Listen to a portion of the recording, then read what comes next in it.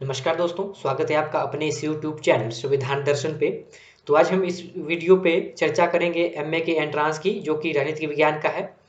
और ये एंट्रांस जो है वो शिमला यूनिवर्सिटी का है। यदि आप इसकी तैयारी कर रहे हैं या एमए में एडमिशन लेना चाहते हैं तो आपको सबसे पहले वो एंट्रांस क्रैक करना पड़ता है, तभी आप मतलब शिमला यूनिवर्सिटी में जो है वो एमए कर सकते हैं, या आप एलिजिबल जो गवर्नमेंट सीट्स है उसके लिए एलिजिबल होंगे। तो समय ना व्यर्थ करते हुए हम सीधा बात करेंगे इसके पैटर्न की। तो इसका पैटर्न जो है वो 100 जो क्वेश्चन होते हैं इस पे वो आते हैं, और साथ ही इनको पूरा करने का समय जो है वो 2 घंटा निर्धारित किया गया है, और इस पे नेगेटिव मार्किंग भी नहीं होती है। तो सीधा हम पहले प्रश्न की बात करते हैं। तो जो पहला प्रश्न है, प्रतिभक्ता किसका एक महत्वपूर्ण तत्व है? तो यह है लोकतांत्रिक प्रणाली का। और कौटिल्य के अर्थशास्त्र की विषय वस्तु की हम बात करें तो जो तीनों ऑप्शन है वो सभी सही होंगी।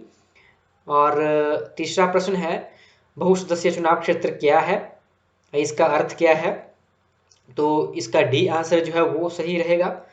और चौथा प्रश्न है, भारत के संसदीय रूप में मंत्री दोहरा कार्य निर्वहन करते हैं, तो इसका ए आंसर जो है वो सही रहेगा। सरकार का संसदीय रूप सर्वप्रथम कहाँ प्रस्तुत हुआ था? तो ये यूके में हुआ था, यूनाइटेड किंगडम। जो संसदीय व्यवस्था है वो हमारी यूके से ली गई है। और भारतीय संविधान की रूपरेखा में निम्नलिखित में से किसका सर्वाधिक गहरा प्रभाव पड़ा? तो जो भारतीय सरकार अधिनियम 1935 का है, या भारतीय सरकार अधिनियम, तो ये इसमें से जो है वो 70% जो संविधान का हिस्सा है वो मतलब इससे लिया गया है, और यह बहुत महत्वपूर्ण एक्ट है। और आगे के हम प्रश्न की बात करें कि सब भारतीय संविधान के किस अनुच्छेद के तहत जो है वो संयुक्त बैठक जो है वो बुलाई जाती है? तो ये संयुक्त बैठक जो है वो राष्ट्रपति के द्वारा बुलाई जाती है, और इसकी अध्यक्षता जो है वो लोकसभा अध्यक्ष करता है। और इसका जो प्रावधान है वो संविधान के अनुच्छेद 108 में है। और अगले प्रश्न की बात करें तो लोकसभा द्वारा पारित धन विधेयक को राज्यसभा द्वारा मतलब कितने दिनों तक जो है वो रोका जा सकता है? तो ये इसका जो समय है वो 14 दिन तक का है। अगला प्रश्न है, ब्रिटिश संसद ने भारत में शासन के लिए ब्रिटिश सरकार हेतु कौन सा कानून अधिनियमित किया था?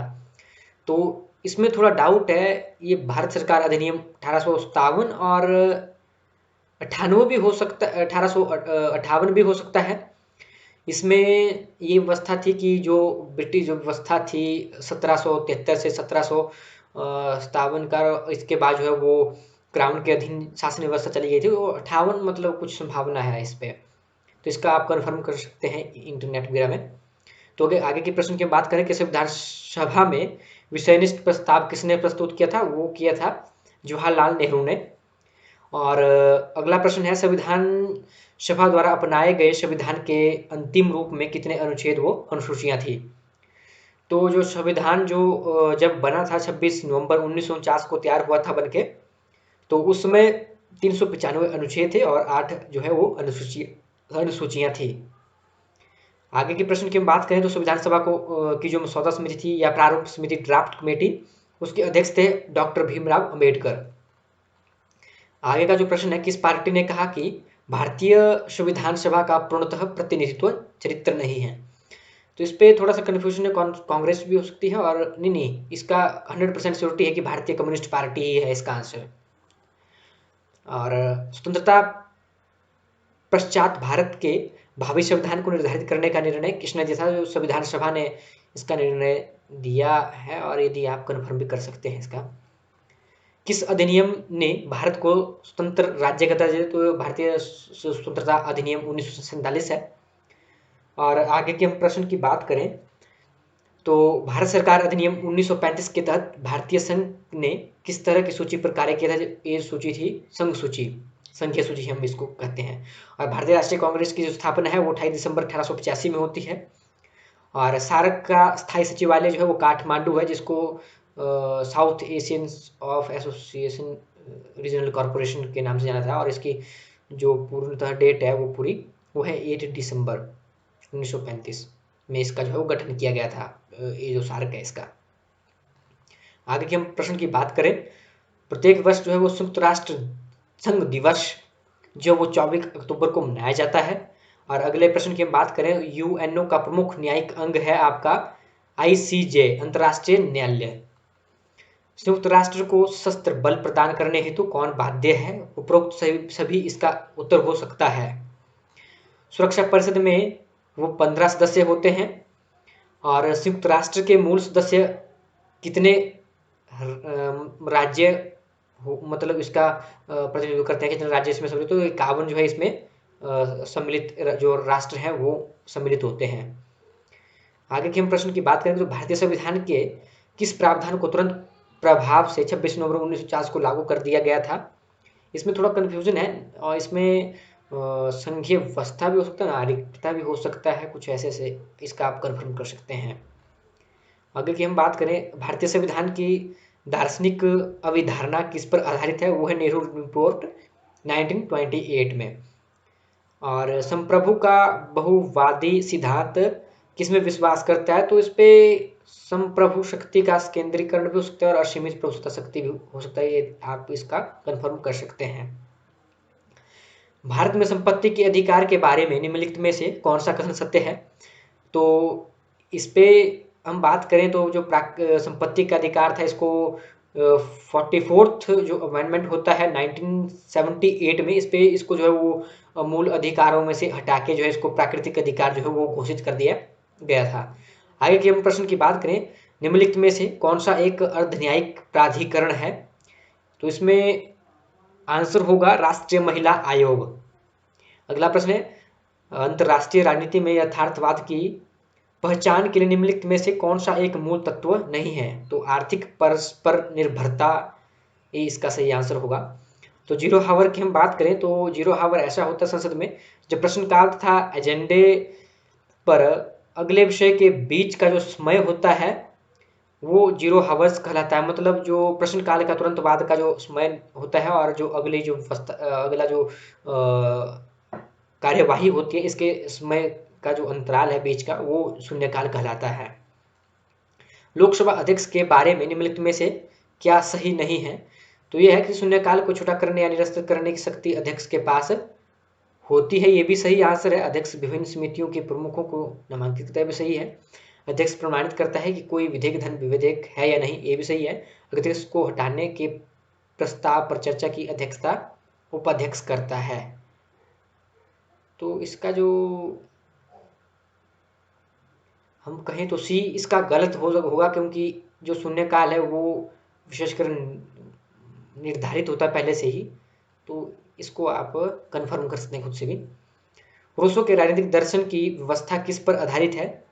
तो है संपूर्ण प्रभुसत्ता पर, क्योंकि जो रूसो है वो एक लेवियाथन की जो मतलब रचना करता है, अपनी जो उसकी कृति है विशेष, उसमें वो कहता है कि जो अराजक स्थिति थी उस समय की, तो उसको जो शक्तियाँ थी, प्राकृतिक अधिकार थे, वो मनुष्य को न दिया जाए और एक केंद्रीकृत जो व्यवस्था है राज्य नामक, उस पर जो है वो संप्रभु शक्ति जो है वो प्रदान की जाए और उससे ऊपर जो है कोई भी शक्ति नहीं होगी। अगले हम प्रश्न की बात करें तो एक राज्य के निर्माण के लिए कितने आवश्यक तत्वों की जरूरत होती है? तो यह 4 तत्व, जिसमें हम पॉपुलेशन, सॉवरेनिटी और गवर्नमेंट और लैंड जिसको हम कह सकते हैं निश्चित भूभाग। लॉ के निर्धारित किया है कि राज्य एक अपरिहार्य हानि है, इसको आप कन्फर्म भी कर सकते हैं, यही मतलब मुझे इसका आंसर सही लगता है। और आगे की हम प्रश्न की बात करें तो इतिहास की भौतिकतावादी विवेचना को किसने प्रतिपादित किया था? तो कार्ल मार्क्स ने किया था।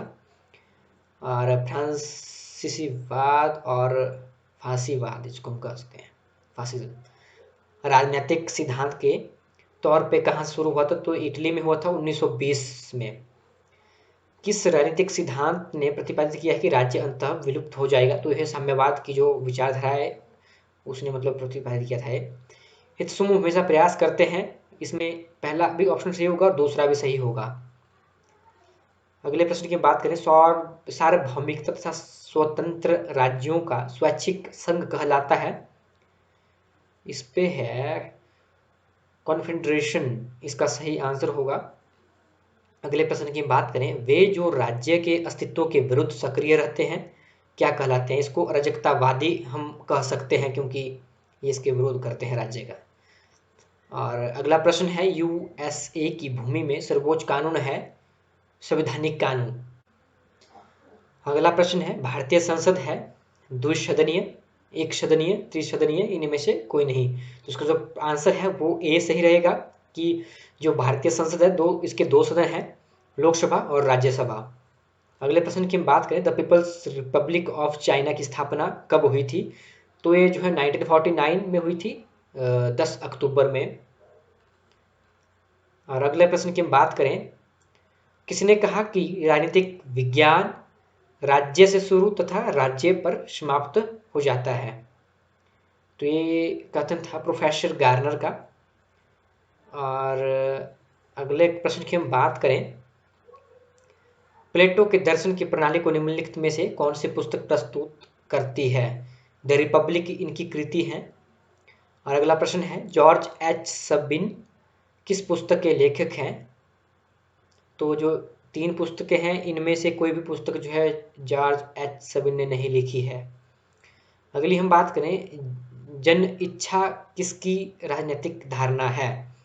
तो जे रूसो जो है वो जनरल बिल का जो है वो कॉन्सेप्ट देते हैं।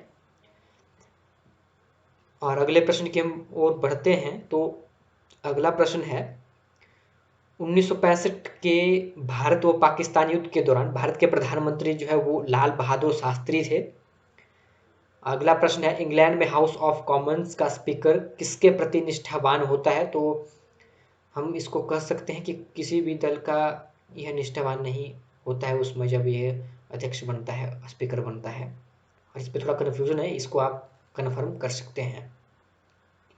अगला प्रश्न है, आर्य समाज के संस्थापक कौन थे? तो दयानंद सरस्वती ने जो आर्य समाज की स्थापना की थी। अगला प्रश्न है, संस्था के निर्माण का अधिकार एक राजनीतिक अधिकार है। स्वराज मेरा जन्मसिद्ध अधिकार है तथा मैं इसे प्राप्त करके ही रहूंगा। यह कथन जो है वो तिलक का है। यही मतलब अपने इस सिद्धांत को या अपने जो एक कॉन्सेप्ट है इसको देते हैं बाल गंगाधर तिलक। अगला प्रश्न है, अधिकार एक तर्कसंगत दावा है जो समाज द्वारा, अभिज्ञान तथा राज्य द्वारा लागू होता है। यह किसने कहा था? यह है बोशनक्वेट का जो है कथन था। और अगला प्रश्न है, अधिकार, स्वतंत्रता, समानता, न्याय तथा संपत्ति की धारणाएं किससे संबंधित है? तो ये लोकतंत्र में है, क्योंकि लोकतंत्र में सभी चीजें जो है वो सम्मिलित हैं, इनके बिना लोकतंत्र अपूर्ण है।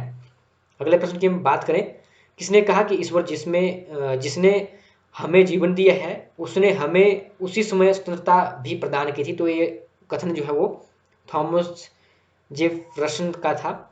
अगले हम प्रश्न की बात करें, अधिकारों का कानूनी सिद्धांत विश्वास करता है अधिकार प्राप्ति द्वारा सृजित किए जाते हैं या प्रकृति द्वारा सृजित किए जाते हैं, या अधिकार समाज द्वारा सृजित किए जाते हैं, अधिकार शाश्वत होते हैं। तो उसमें थोड़ा कन्फ्यूजन है, ये बी ऑप्शन और डी ऑप्शन में से कोई एक हो सकता है।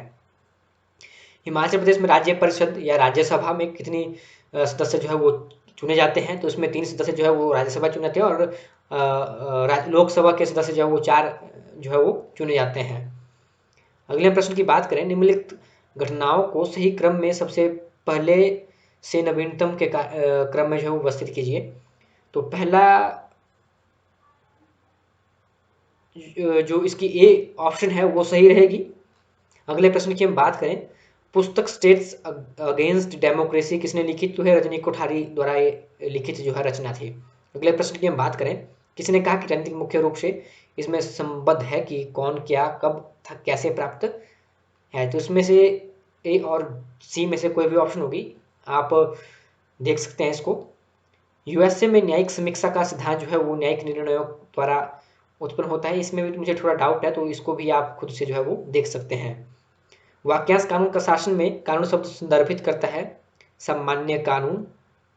और अगला जो प्रश्न है, डाइसी के कानून के शासन का सिद्धांत इंगित करता है कि प्रत्येक व्यक्ति कानून के समान या सामने जो है वो बराबर होंगे। अगला प्रश्न है, एक अवैध रूप से हिरासत में लिए गए व्यक्ति को रिहा करने में एक उपयुक्त न्यायिक इकाई का निम्नलिखित में से कौन सा प्रादेश जो है वो आदेश जो है वो जारी किया था? इसमें परमादेश लेख है, जो रिट है आपके आर्टिकल 35 में, ये आप जो है वो पढ़ सकते हैं। अगले प्रश्न की बात करें, तो भारत के मुख्य चुनाव आयुक्त को उसके पद से कार्यकाल के दौरान निम्नलिखित में से कौन हटा सकता है? तो जो राष्ट्रपति को इसकी यह शक्ति होती है कि वो मुख्य चुनाव आयुक्त को हटा सकता है 2/3 से पारित एक प्रस्ताव पर आधारित। अगले प्रश्न की बात करें, All Indian States People's Conference का एक उद्देश्य था कि राजसी राज्यों में उत्तरदायी सरकारों की स्थापना करना था। इसको आप कन्फर्म भी कर सकते हैं, थोड़ा मुझे भी कन्फ्यूजन है। अगला प्रश्न है, भारत सरकार अधिनियम 1935 की दास्ता के नए चार्टर के रूप में किसने व्याख्या की थी? तो सरदार पटेल ने जो है वो इसकी व्याख्या की थी। अगला प्रश्न हम सीधा आएंगे, भारतीय संविधान में प्रत्याभूत मूलभूत अधिकारों को केवल किसके द्वारा निलंबित किया जा सकता है? तो जो आपातकाल की स्थिति जब उत्पन्न होती है तभी मतलब जो मानवीय अधिकार है कुछ जो है वो समाप्त किए जा सकते हैं। अगले प्रश्न की बात करें, निम्नलिखित में से कौन सा एक भारत के राष्ट्रपति का विशेषाधिकार नहीं है? एक वित्तीय बिलों को पुनर्विचार हेतु लौटाना। तो ये जो है वो ऑप्शन बी इसकी सही रहेगी। तीसरे की हम बात करें, लोकसभा सचिवालय किसकी सीधी निगरानी में आता है? तो यह गृह मंत्रालय की निगरानी में आता है। अगले प्रश्न की बात करें, निम्नलिखित में से किस विचारक ने कहा था कि राज्य को अधिकारों के पोषण द्वारा जाना जाता है? तो यह जो है वो अधिकारों के सिद्धांत जो प्राकृतिक अधिकारों से वो जॉन लॉक ने दिया था। इसको आप पढ़ सकते हैं, यदि आपने मेरी पिछले की वीडियो को नहीं देखा तो आप इसको देख सकते हैं। अगला प्रश्न है, निम्नलिखित में से अधिकार की डॉक्टर भीमराव अंबेडकर ने भारतीय संविधान के हृदय तथा आत्मा के रूप में व्याख्या किया। तो संवैधानिक उपचारों का अधिकारक को जो है वो जो संविधान है उसकी आत्मा के रूप में उसको कहते हैं। तो अगला प्रश्न है, पंचायती राज के संदर्भ में 73वें संवैधानिक संशोधन की निम्नलिखित में से मुख्य जो विशेषताएं थी वो कौन कौन थी? तो सभी स्तरों में राज्यों का सीधे चुनाव होगा और चुनाव कराने का अनिवार्य प्रावधान। तो इसका जो बी ऑप्शन जो है वो मुझे सही लग रही है, इसको आप सही से देख सकते हैं। संसदीय सर्वोच्चता किस देश की राजनीतिक व्यवस्था का निश्चित गुण है? तो ब्रिटेन की हम बात करें तो यह आंसर सही रहेगा। अगला प्रश्न है, भारतीय संघ किसके निकटतम रूप से समान है? तो कनाडा जो संघीय व्यवस्था है वो कनाडा से ली गई है भारतीय संविधान में। अगला प्रश्न है, निम्नलिखित में से कौन सी समिति भारतीय संसद की स्थायी समिति नहीं है? तो प्राक्कलन समिति इसका सही आंसर रहेगा। अगला जो प्रश्न है, भूखंड के हिसाब से जो है विश्व का सबसे बड़ा देश जो है वो रूस है। अगले प्रश्न की हम और पढ़े तो एक दबाव समूह जो है वो एक राजनीतिक दल से भिन्न होता है जब तक कि वह सीधे तौर पे चुनाव न लड़े, और इसको आप नेट पे सर्च कर सकते हैं, इसका मुझे थोड़ा अनुमान नहीं है। निम्नलिखित में से किसने एक देश में समाजवाद के सिद्धांत को प्रतिपादित किया था? तो इसको मार्क्स का जो है वो सिद्धांत हम कह सकते हैं। अगला प्रश्न है, सरकार ने कैबिनेट रूप में सामान्यतः कैबिनेट कार्यरत रहती है एक नियत अवधि के लिए। तो इसको आप ये आंसर का सही होगा। तो अगला प्रश्न है, निम्नलिखित में से कौन सा सिद्धांत जो संसदीय प्रणाली को राष्ट्रपति प्रणाली से अलग करता है? तो उसमें इसको आप एक समीक्षा, पहला आंसर जो है मुझे थोड़ा डाउट था इसमें, तो उसको आप देख सकते हैं खुद से भी। अगला प्रश्न है, भारत सरकार के पहले कानून अधिकारी कौन थे? तो कानून अधिकारी जो है वो कौन होते हैं? तो उसको हम अटॉर्नी जनरल ऑफ इंडिया कहते हैं, जो कि हाईएस्ट लॉ ऑफिसर जो है वो होते हैं देश के। तो सी आंसर इसका सही होगा, भारत का महान्यायवादी। अगला प्रश्न है, भारतीय न्यायालय द्वारा जारी प्रादेश जो कि एक मामले को अधीनस्थ प्राधिकरण से अपने पास या किसी अन्य उच्च प्राधिकरण को स्थानांतरित करता है, तो इसका जो आंसर है वो सी रहेगा, अधिकार परीक्षा लेख। तो ये जो है इसमें महत्वपूर्ण बात है कि आपको लेख जो रिट है वो पढ़ना इसके लिए बहुत महत्वपूर्ण है। अगले प्रश्न की हम बात करें तो सरकार के राष्ट्रपति प्रणाली में कैबिनेट सदस्य जो है वो राष्ट्रपति द्वारा नामांकित होते हैं, या इसका ए आंसर भी सही हो सकता है, इसको आप देख सकते हैं। अगला प्रश्न, सकारात्मक स्वतंत्रता का सिद्धांत निम्नलिखित में से कौन सा है? तो डी इसका सही आंसर हो सकता है, और इसको आप खुद से मतलब देख सकते हैं। अगला प्रश्न है, किसने कहा पुरुषों के लिए युद्ध महिलाओं के लिए मातृत्व के समान है?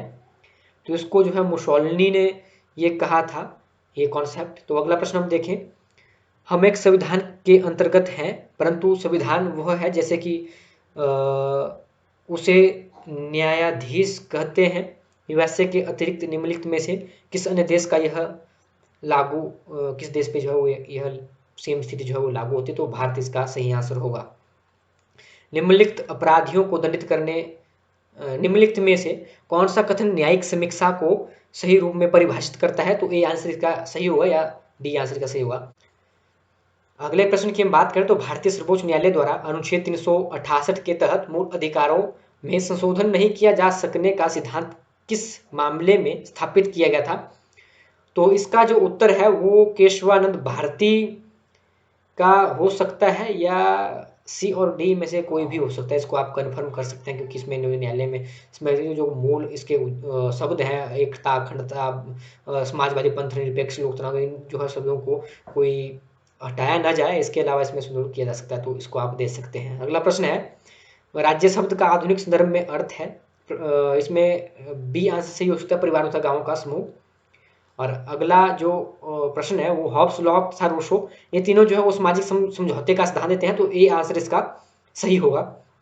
अगले प्रश्न की हम बात करें तो अब तक के सभी समाजों का इतिहास वर्ग संघर्ष का इतिहास है, ये शब्द पाए गए हैं दास कैपिटल में। इसको आप खुद से मतलब कन्फर्म कर सकते हैं, कम्युनिस्ट मैनिफेस्टो का भी हो सकता है, तो आप इसको खुद से देख सकते हैं। अगला प्रश्न है, किसने कहा कि यूनान के लोकतंत्र को बिना एकता के विकसित किया जा सकता है? तो इसको आप देख सकते हैं, थॉमस हॉब्स का भी हो सकता है, और इसको मुझे मतलब इसका कोई आइडिया नहीं है। तो अगला प्रश्न है, राज्य के उद्गम का सर्वाधिक स्वीकृति सिद्धांत है मार्क्सवादी सिद्धांत। और अगला प्रश्न है, राज्य के सृजन से पूर्व विद्यमान आदिम समाज मार्क्सवादियों के अनुसार था। बी आंसर इसका सही होगा। अगले प्रश्न की हम बात करें तो मार्क्स के अनुसार राज्य है एक मानव निर्मित संस्था है, इसको आप कन्फर्म कर सकते हैं। यह मत कि राज्य एक नैतिक संस्था है जो कि मानव के पूर्ण नैतिक विकास के लिए अपरिहार्य है, ये जो है वो आदर्शवादियों का जो है वो कॉन्सेप्ट है। अगले प्रश्न की हम बात करें तो किसका कथन है कि राजनीतिक दल स्वैच्छिक सदस्यता वाला एक संगठित निकाय है? तो फिनर का यह कथन है और ए आंसर इसका सही होगा।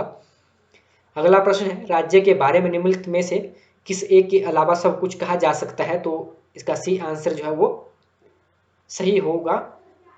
और अगले की हम बात करें तो राज्य की ओर देखो नीति को किस प्रधानमंत्री ने निरूपित किया था? तो इसमें पीवी नरसिम्हा राव का जो है वो सी ऑप्शन सही होगी। तो दोस्तों, अभी तक आपने मेरे इस YouTube चैनल को सब्सक्राइब नहीं किया है तो कृपया आप इस चैनल को सब्सक्राइब कर दें और इस वीडियो को लाइक व शेयर जरूर करें। और आशा है कि आप इस प्रश्नों को अच्छे से देखेंगे, और यदि मेरे से भी कुछ चीज़ें जो है वो छूट गई होंगी या कुछ प्रश्नों के मैंने उत्तर नहीं खोजे हैं तो आप इन प्रश्नों को जो है वो खोज सकते हैं, कन्फर्म कर सकते हैं। और हो सके तो डिस्क्रिप्शन बॉक्स में जो है आप इसका उत्तर लिख सकते हैं विद क्वेश्चन नंबर के साथ। तो इससे संबंधित और वीडियो मैं लाता रहूँगा, और यदि आपको इसकी PDF चाहिए तो आप मेरे से संपर्क कर सकते हैं।